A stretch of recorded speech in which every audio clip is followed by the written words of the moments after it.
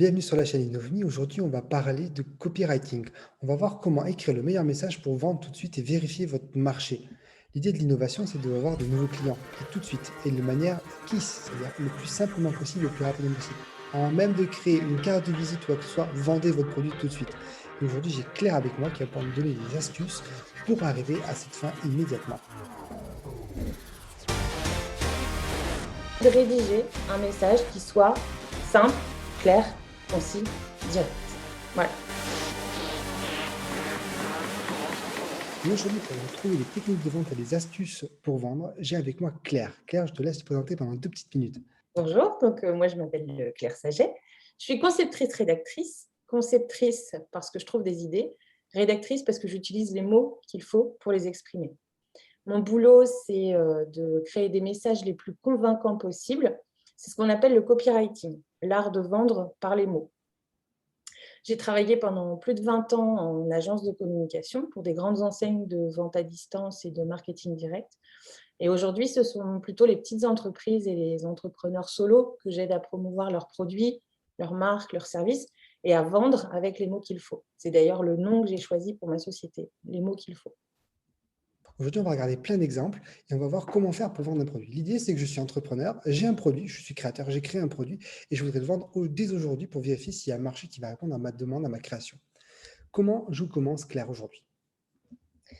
Alors, dans les mots qu'il faut pour vendre, il y en a déjà plein que tu connais, Nicolas, que vous connaissez tous. Les mots du genre gratuit, nouveau, offre limitée, rien que pour vous. Ça, c'est des mots qui ont toujours fonctionné et qui fonctionneront toujours. Mais il existe d'autres techniques d'écriture persuasive pour promouvoir un produit et inciter votre client à acheter. Ça, c'est des astuces que vous pouvez utiliser dans tous les médias, sur tous vos supports de communication écrite, y compris sur Facebook, qui a un fonctionnement un petit peu particulier parce que c'est des formats courts. Mais là, les astuces que je vais vous donner, elles fonctionnent aussi dans votre rédaction de publication Facebook. Facebook, Twitter, Instagram, tous les Ça supports marche pour pour partir aussi du texte, même à l'oral, en fait, ça marche très, très bien aussi. tout. Oui, bien sûr. L'idée, c'est vraiment d'être convaincant dans la vente de son produit. Comme un politique pourrait être convaincant dans un discours pour passer une idée, et comme votre meilleur ami pourrait être convaincant pour vous emmener faire une partie de golf alors qu'il sait pertinemment que vous détestez ça. Alors, du coup, la première chose que je parle de mon produit, ça va être quoi? Parce que j'ai créé un super produit qui a un très beau design, qui est fait avec telle matière, qui est très noble, qui est tout ça. Et est-ce que ça, c'est intéressant? C'est intéressant parce que ça va rassurer le client sur le fait que ton produit, il est d'une bonne qualité, qu'il a les dimensions parfaites, etc. Par contre, ce n'est pas ça qui va déclencher l'achat. Ce qui va déclencher l'envie d'avoir ce produit, c'est le bénéfice que ton produit va lui apporter. En gros, le meilleur moyen de convaincre ton futur client, ton prospect pour l'instant, mais ton futur client, c'est lui montrer les avantages qu'il a à posséder ton produit, à l'avoir, à acheter ton produit. Le levier le plus efficace pour ça, c'est les émotions positives, évidemment, donc la joie, le confort, la sérénité, la surprise parfois, la satisfaction, ça joue beaucoup. Pour ça, le meilleur exemple, c'est l'exemple très connu qui dit qu'on n'achète pas une perceuse, on achète les trous que la perceuse nous permet de faire. C'est la même chose pour une robe.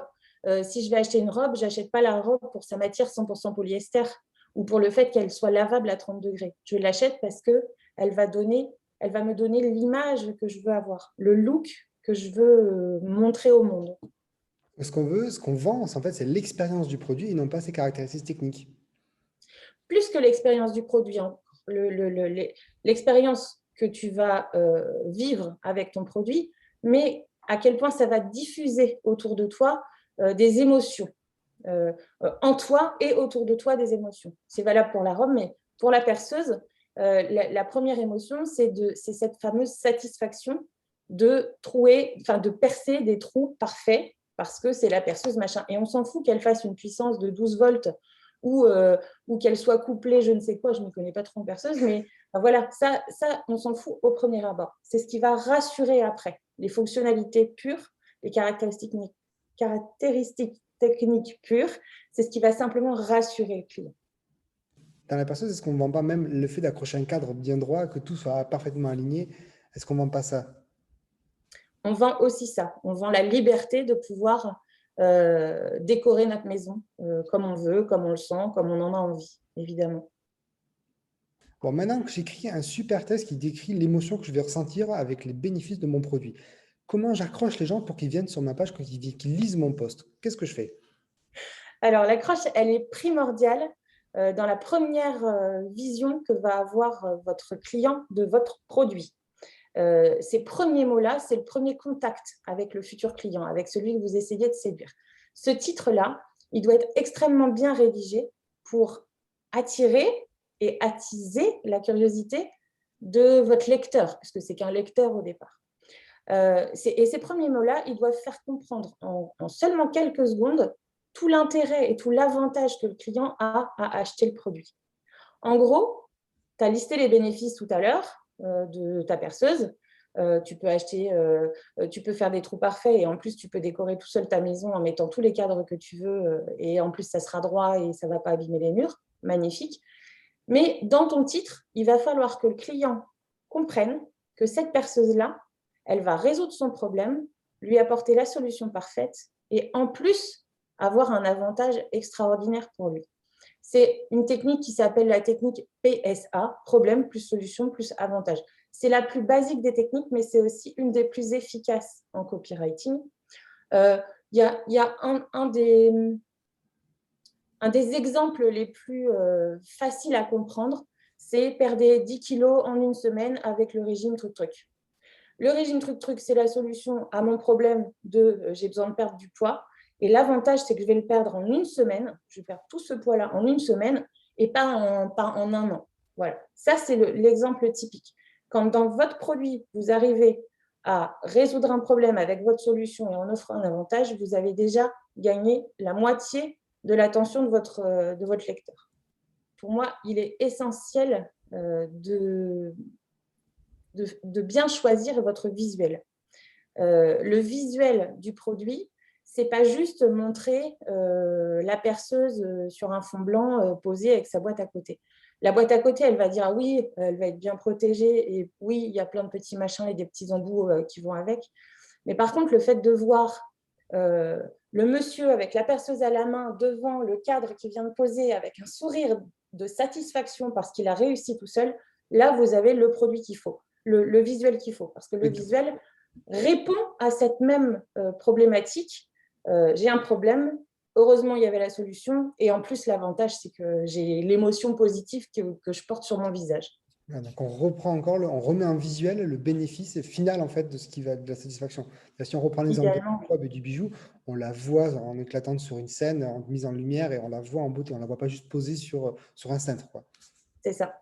Quand vous regardez les pubs à la télé, vous voyez pour les voitures par exemple, la voiture, elle parcourt des centaines de kilomètres à travers le Grand Canyon. On a des paysages magnifiques et on sent la liberté de pouvoir rouler pendant des heures et des heures. Pourquoi? Parce que la voiture, elle est hybride et que un coup, elle marche à l'électricité, l'autre coup, elle marche au diesel et que c'est ça qui nous permet de faire 1600 km sans s'arrêter avec toute notre petite famille derrière parce qu'en plus, elle est bien grande et bien confortable. C'est exactement le même principe. Oui, Sauf que là, on va tout faire à l'écrit. oui, Avec appuyé par alors qu'au final, elle passe 90% de mon temps garée sur sa place de parking à pas bouger. Tout à fait. C'est ça.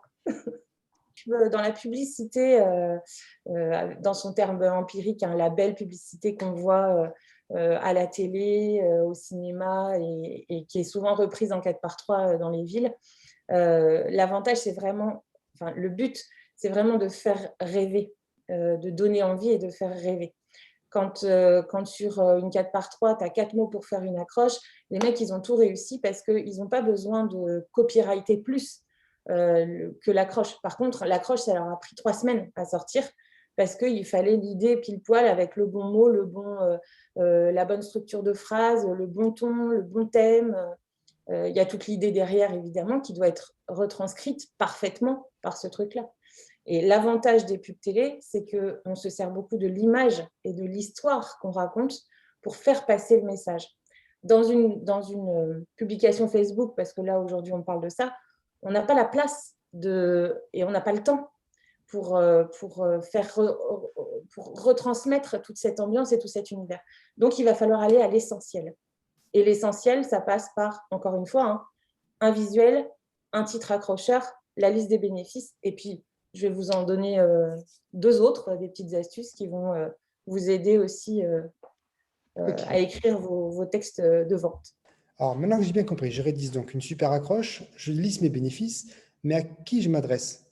Bon, si on a suivi un peu la chaîne, on sait qu'il faut faire des entretiens utilisateurs, on sait qu'il faut regarder quels sont les vrais utilisateurs, mais du coup, à qui je m'adresse? Comment j'adapte mon texte? Le meilleur moyen de t'adresser à ta cible, c'est de lui parler comme à un ami. Si tu dois organiser la fête d'anniversaire surprise de ton ami, tu vas savoir exactement qui inviter pour lui faire plaisir, quel gâteau lui préparer pour le régaler, quelle playlist tu vas concocter pour être sûr de le faire danser sur la piste, quel lieu sera idéal parce qu'en configuration, ça sera top et qu'en plus, c'est un lieu qu'il adore, etc. Mais tu vas mettre tout ça en place parce que tu te seras dit, si j'étais lui, j'adorerais ça. Si j'étais lui, je préférerais ça. Mais parce que tu le connais super bien. Et bien, ton client, tu dois avoir exactement la même démarche pour ton client. Tu vas lui vendre ton produit. À quel besoin répond ton produit? Quel bénéfice il a pour ton nouveau meilleur ami? Qu'est-ce qui va te séduire dans ce produit-là? Qu'est-ce qui va faire que tu vas l'acheter et qu'est-ce qui va faire que tu vas agir, aller jusqu'à l'action d'acheter? Je t'ai prévu un exemple très concret Ah, pour te montrer à quel point le même produit peut s'adresser à différentes cibles. Le ok. même sac à dos peut être le compagnon trop stylé mais aussi super résistant de ma cible ado qui rentre au collège. Il peut être l'indispensable fourre-tout de ma cible working girl qui doit troquer ses baskets contre ses escarpins en arrivant au bureau. Toujours le même sac à dos peut être le petit plus bien pratique pour le retraité qui revient du marché et qui a toujours les mains meurtries par les sacs. Et toujours le même sac à dos peut être le premier achat commun de mon petit jeune couple qui prévoit une rando pour ses premières vacances en amoureux. Voilà, ça c'est le même sac à dos.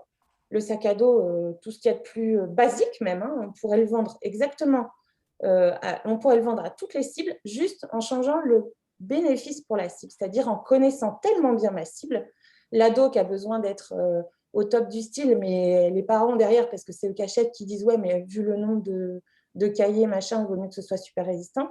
La working girl, parce qu'on sait ses problèmes à la working girl. Elle prend le métro en basket, mais une fois qu'elle est dans ses réunions, c'est mieux si elle est juchée sur ses talons de 12. Donc, elle a plus de classe, elle a plus de prestance, elle a plus de confiance en soi. Pas de souci, on a la solution. Tu mets tes baskets dans ton petit sac à dos et tu as tout ce qu'il faut. Et tu as même ta petite gourde, ta trousse à maquillage et tout ce qui va bien avec. Le petit retraité, on le connaît tellement bien aussi, c'est tellement notre meilleur ami, qu'on sait qu'il galère quand il revient du marché avec mal dans les avant-bras, les mains les doigts qui font mal. Et puis à cet âge-là, avec l'arthrite et tout ça, il y a quand même des solutions plus pratiques. Et ben, le sac à dos fait partie de cette solution pratique qui va lui permettre de ramener autant de courses du marché, voire plus, et en ayant en plus moins mal dans ses articulations. Donc, c'est vraiment Alors, ça l'idée. on Connaître a fait un ton marché client. récemment, ils ont font surtout avec des paniers à roulettes. Mais effectivement, je comprends l'idée du sac à dos qui, du coup, s'adapte à chaque site. Donc, du coup, je peux avoir un produit, la même offre, la même solution, mais avoir, du coup, des communications adaptées à ma cible parce que, du coup, c'est eux qui vont orienter le message. Tout le secret, il est là. Tu peux avoir la meilleure pub du monde. Si elle n'est pas adressée à la bonne cible, tu feras un flanc. C'est évident. D'accord. C'est vraiment le point stratégique. Moi, je me souviens avoir écrit il y a 15, 20 ans de ça un mailing génial pour un client qui n'a pas envoyé le mailing à sa cible de fidèles clients, mais à sa cible de prospects. Bah, ça a été une catastrophe. Juste ça, hein, entre prospects et clients chez un grand nom de la vente à distance. Hein. Et mon message, il était super, puisqu'après, quand on l'a retesté sur la bonne cible, ça coûte des milliers d'euros. Hein. Et quand on l'a retesté sur la bonne cible, effectivement, là, c'était un carton. La première chose, c'est je liste mes points techniques, je les transforme en bénéfices pour mon utilisateur. Ensuite, j'écris une bonne accroche et surtout, je la pense pour la personne qui va la lire. Du coup, la personne à qui je vais donner mon produit, qui va l'utiliser derrière.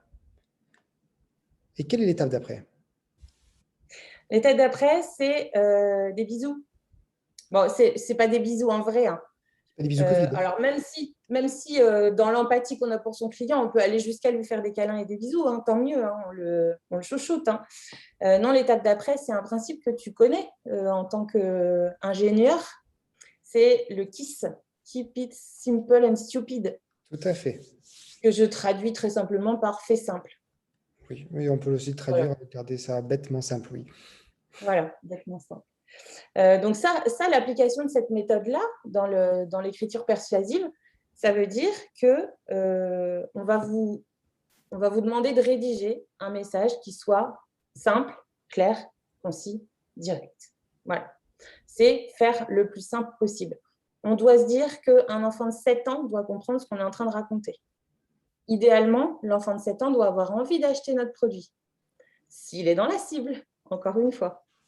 Par exemple, on va éviter, grâce aux nombreux coloris de notre gamme et aux différents marquages que vous pouvez choisir en fonction de vos goûts, nos t-shirts seront des pièces uniques que vous apprécierez de porter pour leur style.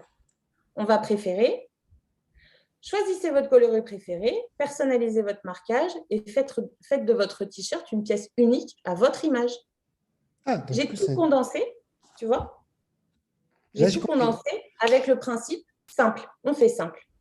J'ai donné tous les avantages, tous les bénéfices au client, mais j'ai fait une phrase extrêmement simple. Ma phrase, elle fait 1,5 ligne contre celle du dessus qui fait 3 lignes. Voilà. Et ça prend combien de temps de Toujours passer de simple. la troisième, de 3 lignes à une seule? Parce qu'on a l'impression qu'au final, il reste plus rien, mais ça prend un temps et c'est là toute la concentration. Il ne faut pas avoir peur de prendre du temps pour faire plus court, plus court, plus court, plus court. Moi, au jour le jour, ça m'arrive de faire un texte d'une page en me disant là, c'est bon, j'ai mis toutes mes idées, je sais exactement où je vais. Souvent, j'ai le ton qui va bien tout de suite parce que j'ai bien étudié ma cible. Donc, je fais un texte qui fait une page et je me dis, OK, comment je peux faire encore plus simple? Allez, j'épure encore. Je le reprends le soir ou le lendemain matin. Je le reprends, j'arrive à le réduire de moitié.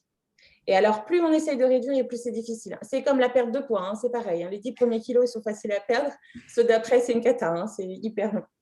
Et là, plus on essaye d'écrémer et plus c'est difficile. Mais il y a toujours moyen de faire encore plus simple. Et c'est que quand vous avez le message en disant « je ne peux plus rien enlever et si j'enlève un truc, j'enlève un bénéfice », alors là, on s'arrête. C'est qu'on est bon. D'accord. Donc, on a notre client qu'on connaît bien. On l'a accroché, il a lu notre texte.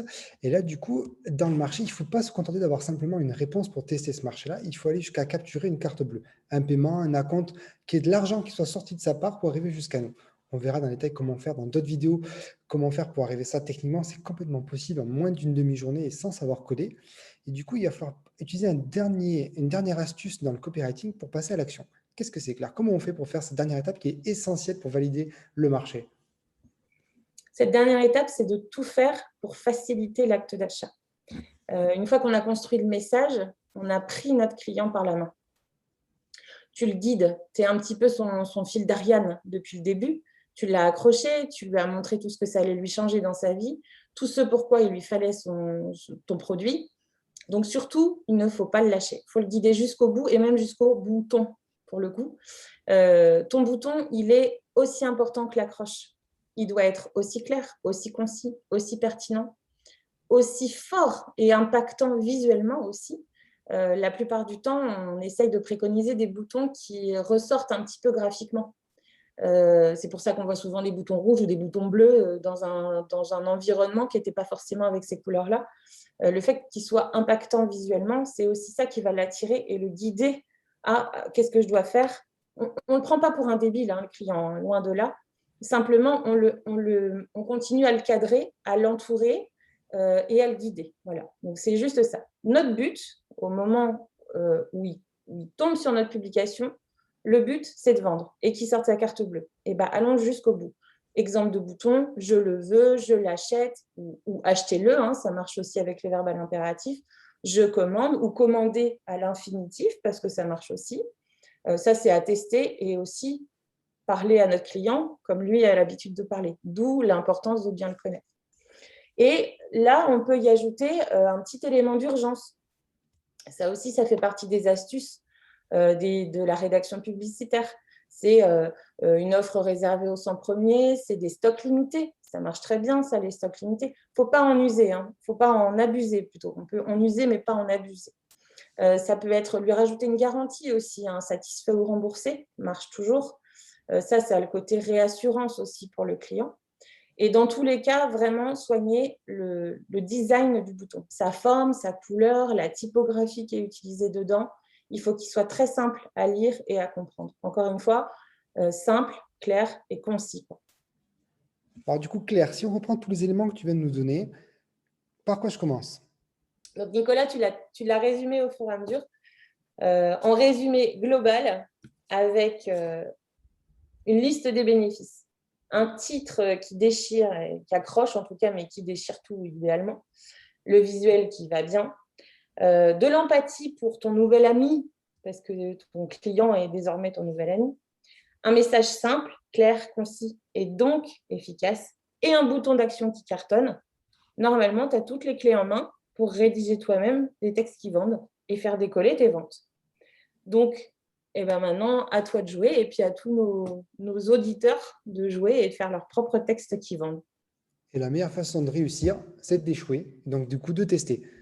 Exactement. Alors, en résumé, avec toi, tu l'as résumé. Vas-y. On reprend, tu referais tout pareil, ça mettrait, mais tu fais pas en résumé. Ouais. Euh, euh, c'est quoi ton premier exemple? Euh, Pouah. alors, l'accroche, elle est primordiale dans